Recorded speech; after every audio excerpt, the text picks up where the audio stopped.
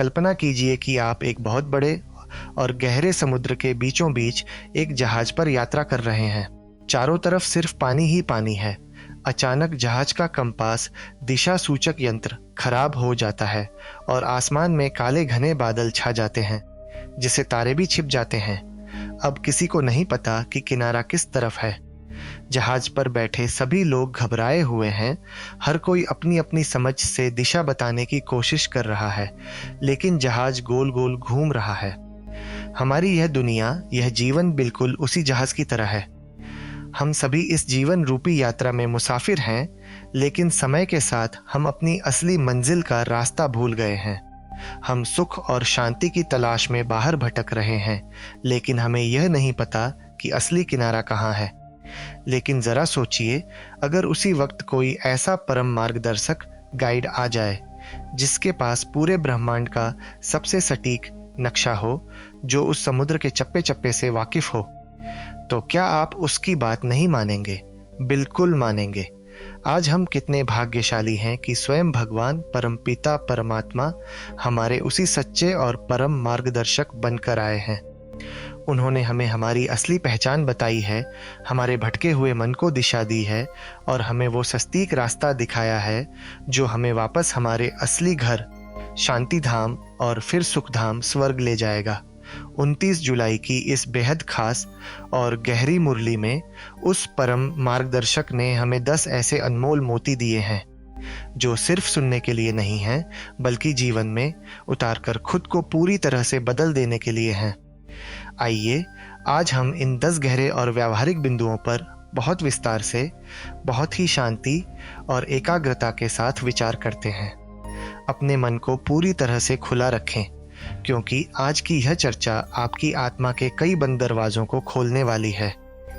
पहला बिंदु, ओम शांति कहने का सच्चा अर्थ और एक दूसरे को सच्चा रिगार्ड देना। हम अपनी रोजमर्रा की जिंदगी में कितने ही लोगों से मिलते हैं।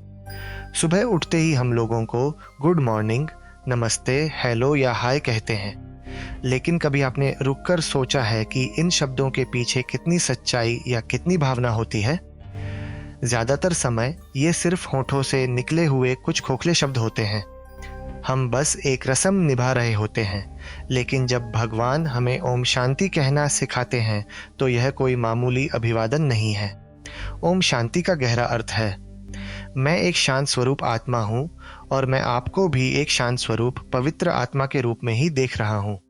जब स्वयं परमपिता परमात्मा शिव बाबा हमें ओम शांति कहते हैं तो हमें भी दिल से अपनी पूरी चेतना के साथ इसका रिस्पॉन्स देना चाहिए। यह सिर्फ 2 शब्दों का खेल नहीं है, बल्कि यह एक आत्मा का दूसरी आत्मा के साथ एक बहुत ही पवित्र और गहरा कनेक्शन है। जब हम किसी को ओम शांति कहते हैं तो हम वास्तव में उसे याद दिला रहे होते हैं कि वह इस भागदौड़ भरी दुनिया का हिस्सा नहीं है, बल्कि वह शांति धाम का रहने वाला है। तो यहाँ व्यावहारिक सबक यह है, आज के बाद जब भी आप किसी से मिलें और उसे ओम शांति कहें, तो सिर्फ अपने मुंह से आवाज़ न निकालें। एक पल के लिए रुकें, सामने वाले की आंखों में देखें, मस्तक के बीच, और मन ही मन महसूस करें कि आप एक चमकती हुई आत्मा से बात कर रहे हैं। इस बिंदु को थोड़ा और गहराई से देखें तो जब हम एक दूसरे को ओम शांति कहते हैं तो हम आपस में एक सच्चा और रूहानी प्यार बढ़ाते हैं। हम एक दूसरे को सच्चा सम्मान रिगार्ड देते हैं, जो किसी के पद, पैसे या रूप से बहुत ऊपर की चीज़ है। तो पहले बिंदु का एक अतिरिक्त सबक यह है, दिन भर में जब भी किसी से मिलें तो उसके शरीर या उसके कपड़ों को न देखें, बल्कि उस अविनाशी आत्मा को देखें। यही दुनिया का सबसे बड़ा सम्मान है। दूसरा बिंदु, महान आत्मा और पाप आत्मा का रहस्य और 84 जन्मों का खेल। आजकल की दुनिया में इंसान ने अपने शरीर को सजाने संवारने में पूरी ताकत लगा दी है। लोग जिम जाते हैं, महंगे कपड़े पहनते हैं और बाहरी सुंदरता पर लाखों रुपए खर्च करते हैं, लेकिन शरीर को चलाने वाले उस ड्राइवर के बारे में कोई नहीं सोचता। हम अक्सर दुनिया में सुनते हैं कि अमुक व्यक्ति बहुत महान आत्मा है या कोई व्यक्ति बहुत बुरे काम करता है तो उसे पाप आत्मा कह दिया जाता है, लेकिन वास्तव में आत्मा क्या है यह कोई नहीं जानता। आत्मा कोई हवा या कोई बड़ी चीज़ नहीं है, बल्कि यह एक बहुत ही सूक्ष्म छोटी सी बिंदु रूप ज्योति है जो हमारे मस्तक के बीच भ्रिकुटी में निवास करती है। यही छोटी सी आत्मा एक शरीर रूपी कपड़े को पहनती है, उसे छोड़ती है और फिर दूसरा नया कपड़ा पहन लेती है। यह आत्मा पूरे 84 जन्मों का एक बहुत ही लंबा और अद्भुत नाटक पार्ट बजाती है। जैसे एक बेहतरीन अभिनेता किसी नाटक में कभी राजा बनता है और कभी रंक, वैसे ही हम आत्माओं ने भी इस दुनिया के रंगमंच पर बहुत से जन्म लिए हैं। तो यहाँ व्यावहारिक सबक यह है, अपने आप को इस नाशवान शरीर से अलग महसूस करें। जब आप खुद को शरीर मानते हैं तो आपको बीमारी, बुढ़ापे और मौत का डर सताता है। लेकिन जब आप खुद को एक अविनाशी आत्मा मानते हैं तो सारे डर खत्म हो जाते हैं। इस बिंदु को थोड़ा और गहराई से देखें तो यह शरीर सिर्फ एक साधन है, एक गाड़ी है और आप आत्मा इसके मालिक हैं। तो दूसरे बिंदु का एक अतिरिक्त सबक यह है, किसी भी इंसान की बाहरी दिखावट, उसकी जाति, उसके रंग या उसके शारीरिक रूप को देखकर उसके बारे में कोई राय न बनाएं। हर इंसान को एक यात्री के रूप में देखें जिसने इस 84 जन्मों के लंबे नाटक में अपने हिस्से का पार्ट बजाया है। तीसरा बिंदु ब्रह्मा तन में भगवान का प्रवेश और आदि सनातन धर्म की स्थापना। पूरी दुनिया में लोग भगवान को याद करते हैं। कोई मंदिर में जाकर रोता है, कोई मस्जिद में, कोई चर्च में। सब भगवान से सुख, शांति, धन और बीमारियों से मुक्ति मांगते हैं। लेकिन क्या भगवान का काम सिर्फ हमारी रोजमर्रा की छोटी छोटी इच्छाओं को पूरा करना है? नहीं, भगवान कोई जादूगर नहीं है जो ऊपर से छड़ी घुमाएंगे और सब ठीक हो जाएगा। परमपिता परमात्मा शिव निराकार हैं, उनका अपना कोई स्थूल शरीर नहीं है। इसलिए जब उन्हें इस दुनिया में आना होता है तो वे एक साधारण मनुष्य के शरीर ब्रह्मा बाबा में प्रवेश करते हैं। वे इस शरीर का आधार लेकर हमें सच्चा ज्ञान देते हैं और आदि सनातन देवी देवता धर्म, सूर्यवंशी राजधानी की फिर से स्थापना करते हैं। सोचिए, सतयुग स्वर्ग में कोई भगवान को याद क्यों नहीं करता? क्योंकि वहाँ कोई दुख ही नहीं होता। वहाँ किसी को कुछ मांगने की जरूरत ही नहीं होती, क्योंकि भगवान इस संगम युग पर ही हमें सब कुछ देकर हमें सुख धाम का सच्चा वारिस बनाकर जाते हैं। तो यहाँ व्यावहारिक सबक यह है, अपनी प्रार्थनाओं का स्तर बदलें। भगवान से छोटी छोटी सांसारिक चीजें, गाड़ियाँ, नौकरियाँ या पैसे मत मांगे। आप उस सर्वशक्तिमान के बच्चे हैं जो आपको पूरी दुनिया की राजाई स्वर्ग देने आया है। इस बिंदु को थोड़ा और गहराई से देखें तो जब आप खुद को भगवान का सीधा बच्चा मान लेते हैं तो मांगने की भावना, भिखारीपन अपने आप खत्म हो जाती है और अधिकारीपन का नशा आ जाता है। तो तीसरे बिंदु का एक अतिरिक्त सबक यह है, अब भगवान के सामने हाथ फैलाने का नहीं, बल्कि उनके द्वारा दिए जा रहे ज्ञान को धारण करके अपना खोया हुआ अधिकार वर्षा वापस लेने का समय है। चौथा बिंदु, संगम युग का महत्व। नई और पुरानी दुनिया के बीच का समय। हम अक्सर कैलेंडर देखते हैं और सोचते हैं कि हम किस साल में जी रहे हैं। दुनिया वाले कहेंगे कि कलयुग चल रहा है और अभी तो कलयुग के हजारों साल बाकी हैं। लेकिन यह उनकी सबसे बड़ी भूल है। हम वास्तव में एक बहुत ही खास और छोटे से युग में जी रहे हैं जिसे संगम युग कहा जाता है। इसे ऐसे समझिए, जब आप एक बहुत पुराना और जर्जर घर तोड़कर उसी जगह पर एक नया और आलीशान महल बना रहे होते हैं तो बीच का वो समय कैसा होता है? आप पुरानी ईंटों के बीच खड़े होते हैं, लेकिन आपकी आंखों में नए महल का नक्शा होता है। संगम युग बिल्कुल वैसा ही है। यह पुरानी दुनिया आयरन एज के खत्म होने और नई दुनिया गोल्डन एज के शुरू होने के बीच का एक बहुत ही कीमती समय है। जैसे पुरानी दिल्ली और नई दिल्ली होती है, वैसे ही पुराना विकारी भारत अब खत्म हो रहा है और एक नया पवित्र भारत स्वर्ग तैयार हो रहा है। तो यहाँ व्यावहारिक सबक यह है, इस संगम युग की एक एक सेकंड की कीमत को पहचानें। यह वो समय है जब स्वयं भगवान धरती पर मौजूद हैं। दुनिया वालों की तरह इस समय को सोने, गपशप करने या व्यर्थ की बातों में बर्बाद न करें। इस बिंदु को थोड़ा और गहराई से देखें तो सिर्फ आप चुनिंदा बच्चे ही इस बात को समझते हैं। जब तक आप दूसरों को यह ज्ञान नहीं देंगे, वे इस गहरी नींद से नहीं जागेंगे। तो चौथे बिंदु का एक अतिरिक्त सबक यह है, खुद को इस महान बदलाव, ट्रांसफॉर्मेशन का एक महत्वपूर्ण हिस्सा माने।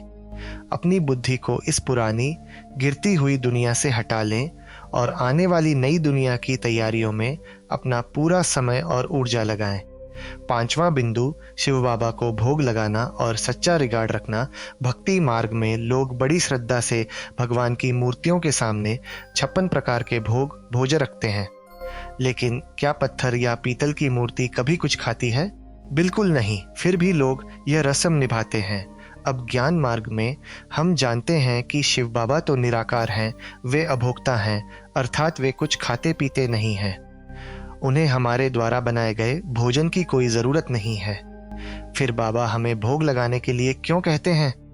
यह कोई कर्मकांड नहीं है, बल्कि यह शिव बाबा के प्रति हमारा सच्चा रिगार्ड, सम्मान और कृतज्ञता, ग्रेटिट्यूड व्यक्त करने का एक बहुत ही सुंदर तरीका है।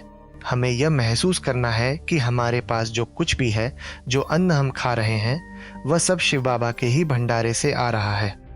जब हम भोजन बनाकर सबसे पहले बाबा को याद करके उन्हें अर्पण करते हैं, भोग लगाते हैं, तो भले ही बाबा उसे स्थूल रूप से नहीं खाते, लेकिन उनकी याद और उनकी पवित्र दृष्टि से उस भोजन में एक विशेष प्रकार की पवित्र वासना, सुगंध और ऊर्जा भर जाती है।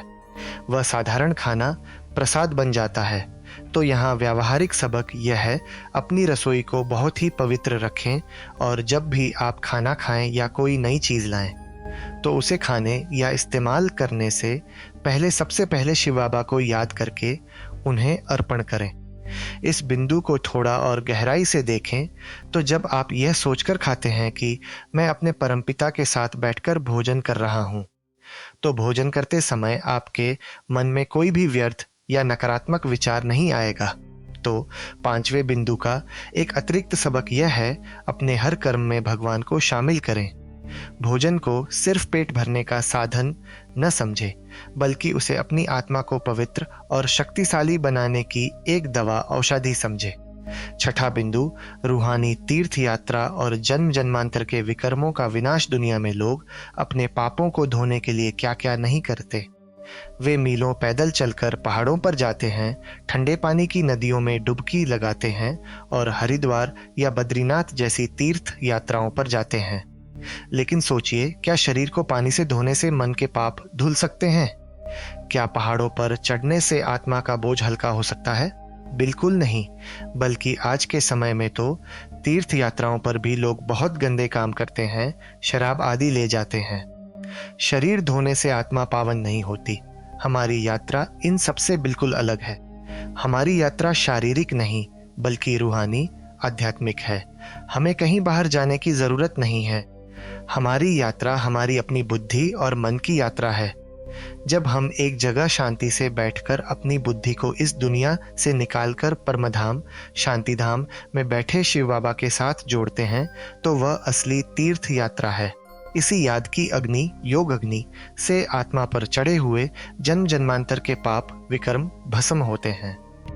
तो यहाँ व्यावहारिक सबक यह है, आपको किसी पहाड़, नदी या जंगल में जाने की जरूरत नहीं है।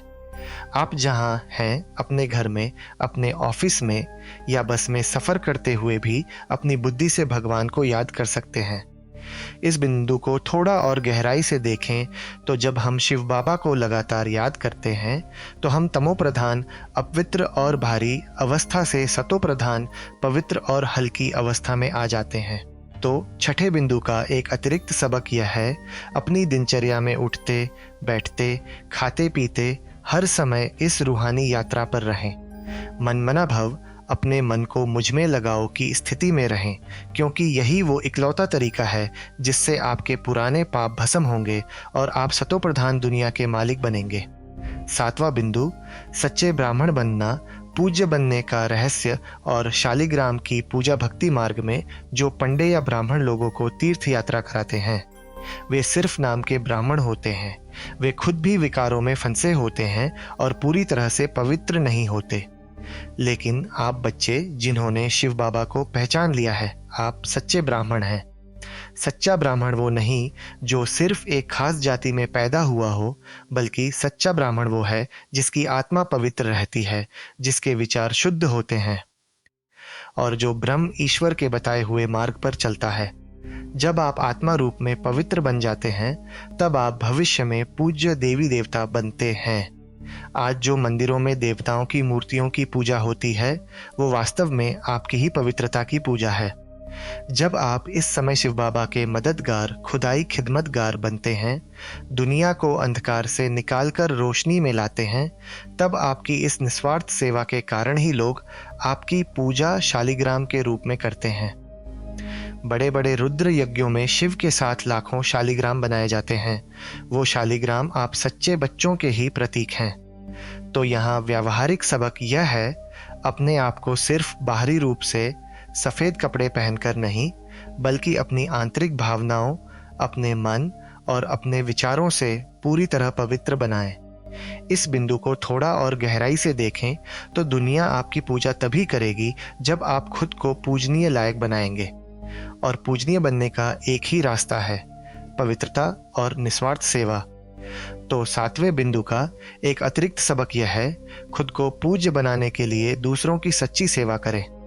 भगवान के इस महान कार्य ज्ञान यज्ञ में अपना पूरा तन, मन और धन का सहयोग दें, ताकि आप शिव बाबा के सच्चे शालिग्राम बन सकें।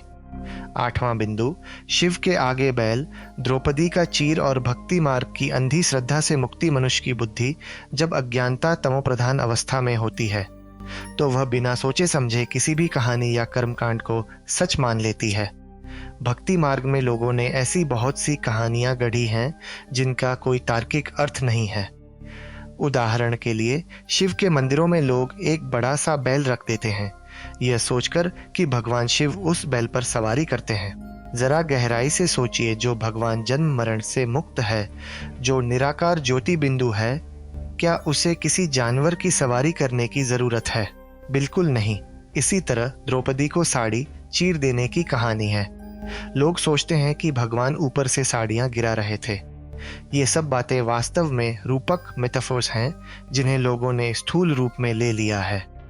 भगवान हमें 21 जन्मों के लिए पवित्रता और ज्ञान का ऐसा आवरण, सुरक्षा कवच पहनाते हैं कि हमें भविष्य में कभी निर्वस्त्र, अपमानित नहीं होना पड़ता। यह कोई स्थूल साड़ी नहीं, बल्कि ज्ञान और पवित्रता की शक्ति है। तो यहाँ व्यावहारिक सबक यह है, अपनी बुद्धि को भक्ति मार्ग की इन झूठी कहानियों, अंधविश्वासों और कर्मकांडों से बाहर निकालें। भगवान को इंसानी कमजोरियों और स्थूल बातों से जोड़कर न देखें। इस बिंदु को थोड़ा और गहराई से देखें तो भगवान हमें बताते हैं कि ये सब कहानियां वास्तव में इसी संगम युग की घटनाओं का प्रतीक हैं। जब भगवान हमें अपने ज्ञान से सुरक्षित करते हैं, तो 8वें बिंदु का एक अतिरिक्त सबक यह है, सच्चे ज्ञान को गहराई से समझें और दूसरों को भी इन अंधविश्वासों से बाहर निकालें। महसूस करें कि भगवान आपको 21 जन्मों के लिए स्वर्ग की बादशाही दे रहे हैं। उनका ज्ञान ही आपका सबसे बड़ा सुरक्षा कवच है। 9वां बिंदु, लॉ मेकर और न्यू वर्ल्ड मेकर बनना। अपने नियमों की चेकिंग। अगर आप दुनिया में कोई कानून या नियम बनाते हैं और चाहते हैं कि लोग आपकी बात माने, तो सबसे पहली शर्त क्या होती है? सबसे पहली शर्त यह है कि आपको खुद उस कानून का पालन करना होगा। जो व्यक्ति खुद लाल बत्ती पार करता है, लॉ ब्रेक करता है, वह दूसरों को ट्रैफिक नियमों का पालन करने के लिए नहीं कह सकता। हम बच्चे भविष्य की नई दुनिया, सतयुग के निर्माता, न्यू वर्ल्ड मेकर बनने वाले हैं।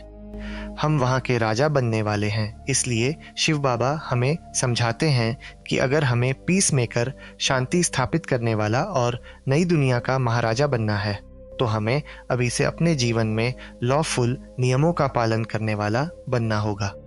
हमें ईश्वरीय मर्यादाओं, श्रीमत का सख्ती से पालन करना होगा। तो यहाँ व्यावहारिक शब्द यह है, रोज रात को सोने से पहले अपने पूरे दिन की कड़ी चेकिंग करें। अपने आप से पूछें, क्या मैंने सुबह से रात तक अपने विचारों, मनसा में, अपनी बातचीत, वाणी या अपने कर्मों और संबंधों में कोई ईश्वरीय नियम तो नहीं तोड़ा? इस बिंदु को थोड़ा और गहराई से देखें तो कभी कभी हम कोई बड़ा पाप तो नहीं करते, लेकिन किसी के प्रति ईर्ष्या रखकर या किसी का सहयोग न करके सूक्ष्म रूप से लॉ ब्रेक कर देते हैं। तो 9वें बिंदु का एक अतिरिक्त सबक यह है, पूरे दिन में कभी भी कोई ऐसा काम या विचार न करें जो ईश्वरीय मर्यादाओं के खिलाफ हो। खुद पर कड़ा अनुशासन, डिसिप्लिन रखें, तभी आप सच्चे अर्थों में इस विश्व का निर्माण कर सकेंगे और भविष्य के राजा बन सकेंगे। 10वां बिंदु कर्मातीत अवस्था, ज्वालामुखी याद और समेटने की शक्ति, अव्यक्त इशारा। हम सुबह से लेकर रात तक बहुत से कर्म करते हैं। नौकरी, व्यापार, परिवार की जिम्मेदारियां, इन सब में हम इतना उलझ जाते हैं कि कभी कभी किसी बात का बहुत ज़्यादा अच्छा या बहुत ज़्यादा बुरा प्रभाव हमारे मन पर हावी हो जाता है। कोई तारीफ कर दे तो हम बहुत खुश हो जाते हैं, कोई आलोचना कर दे तो हम उदास हो जाते हैं। कर्मातीत अवस्था का मतलब है कि आप कर्म तो पूरे परफेक्शन के साथ कर रहे हैं, लेकिन उस कर्म के अच्छे या बुरे प्रभाव, रिजल्ट से आप पूरी तरह मुक्त, डिटैच्ड हैं। आप एक कमल के फूल की तरह हैं जो कीचड़ में रहकर भी उससे न्यारा रहता है। इस अवस्था तक पहुंचने के लिए एक बहुत ही खास शक्ति की ज़रूरत होती है, जिसे बाबा समेटने की शक्ति कहते हैं। और यह शक्ति आती है ज्वालामुखी याद से। ज्वालामुखी याद का मतलब है मन और बुद्धि की वो शक्तिशाली एकाग्रता जिसमें कोई भी फालतू विचार ना आ सके। इसके लिए हमें अपने मन पर एक बहुत ही पावरफुल ब्रेक लगाने की ज़रूरत होती है। जब हम व्यर्थ सोचने, संकल्पों के विस्तार पर ब्रेक लगा देते हैं तो हमारी बुद्धि की ऊर्जा, एनर्जी बर्बाद होने से बच जाती है और जमा होने लगती है। जब यह ऊर्जा जमा होती है तो हमारी परखने, जज करने और सही निर्णय लेने, डिसीजन मेकिंग की शक्ति बहुत बढ़ जाती है। तो यहाँ व्यावहारिक सबक यह है, अपने विचारों पर नज़र रखें और फालतू की बातों में अपनी दिमागी शक्ति को खर्च न करें। जब ज़रूरत न हो तो सोचना बंद कर दें। इस बिंदु को थोड़ा और गहराई से देखें तो जब हम अपने संकल्पों को समेटना, पैकअप करना सीख जाते हैं तो हम 1 सेकंड में अपनी बुद्धि को दुनिया से हटाकर शिव बाबा में लगा सकते हैं। तो 10वें बिंदु का एक अतिरिक्त सबक यह है, हर रोज समेटने की शक्ति का कड़ा अभ्यास करें। जब रात को सोने जाएं या कोई काम खत्म करें तो अपने मन के सारे विचारों को समेट लें, एक बिंदु फुल स्टॉप लगा दें और शिव बाबा की उस शक्तिशाली ज्वालामुखी याद में टिक जाएं ताकि आप जल्द से जल्द कर्मातीत अवस्था को प्राप्त कर सकें। तो आज की इस बहुत ही गहरी, लंबी और शांतिपूर्ण चर्चा में हमने अपने जीवन की कई उलझनों के जवाब पाए हैं। हमने यह गहराई से समझा कि कैसे हमें एक दूसरे को ओम शांति कहकर सच्चा रिगार्ड देना है। हमने महान आत्मा और पाप आत्मा के रहस्य को जाना और यह समझा कि भगवान कैसे ब्रह्मा बाबा के तन में आकर हमारे लिए नई दुनिया की स्थापना कर रहे हैं। हमने इस कीमती संगम युग के महत्व को पहचाना, शिव बाबा को प्यार से भोग लगाने का असली कारण और मनोविज्ञान समझा और जाना कि सच्ची रूहानी तीर्थ यात्रा क्या है और कैसे यह हमारे पुराने पापों को भस्म करती है। हमने सच्चे ब्राह्मण बनकर पूज्य बनने की प्रक्रिया को समझा, भक्ति मार्ग की झूठी कहानियों और अंधविश्वासों से अपनी बुद्धि को आज़ाद किया और खुद को लॉ मेकर बनाने का एक पक्का संकल्प लिया। और अंत में हमने कर्मातीत अवस्था को पाने के लिए अपने विचारों को समेटने और व्यर्थ पर शक्तिशाली ब्रेक लगाने के महत्व को भी समझा। यह ज्ञान सिर्फ सुनने के लिए नहीं है। अगर हम रोज इसे सिर्फ सुन लेंगे और जीवन में नहीं उतारेंगे तो उस टूटे हुए कंपास वाले जहाज की तरह ही गोल गोल घूमते रहेंगे। आज इन 10 बातों में से सिर्फ और सिर्फ एक बात चुनिए जिसे आप अपने पूरे दिन में हर एक सेकंड गहराई से उतारेंगे। चाहे वो हर किसी को दिल से आत्मिक भाव से ओम शांति कहना हो, चाहे वो अपने फालतू विचारों पर ब्रेक लगाकर समेटने की शक्ति का अभ्यास करना हो, या फिर खुद को किसी भी ईश्वरीय नियम को न तोड़ने वाला लॉ मेकर बनाना हो। बस कोई एक पक्का संकल्प लें और उसे आज ही अभी से पूरा करें। अगर आपको जीवन को एक नई दिशा देने वाले ये विचार और आज की यह विस्तृत शांतिपूर्ण चर्चा पसंद आई हो तो इस वीडियो को लाइक ज़रूर करें। कमेंट्स में हमें लिखकर ज़रूर बताएं कि आज का कौन सा बिंदु या कौन सी बात आपके दिल को सबसे ज़्यादा छू गई और आपको सोचने पर मजबूर कर दिया। इसे अपने दोस्तों और परिवार के साथ ज़रूर शेयर करें ताकि वो भी अज्ञानता की नींद से जागें और इस आंतरिक शक्ति का अनुभव कर सकें। हमारे चैनल को सब्सक्राइब करके बेल आइकन ज़रूर दबाएं ताकि रोज़ की यह अनमोल रूहानी प्रेरणा सबसे पहले आप तक पहुँचे। ओम शांति।